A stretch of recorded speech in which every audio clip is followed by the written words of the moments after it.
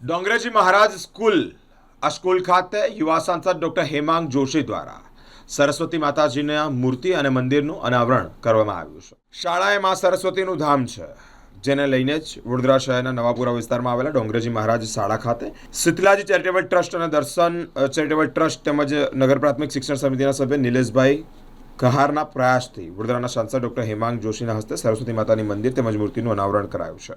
Shri શીતળાજી charitable trust દ્વારા અને શિક્ષણ સમિતિના સભ્ય, આ શાળાના વાલી સભ્ય એવા શ્રી નિલેશભાઈ કહાર એમના માધ્યમથી નવીન સરસ્વતી માતાજીના મંદિરનું એક વિચાર હતો કે જે 1 વર્ષ પહેલાં એમણે તમામ સભ્યશ્રીઓ સાથે એમણે વ્યક્ત કર્યો હતો અને વિચારને લઈને એમણે મહેનત કરી.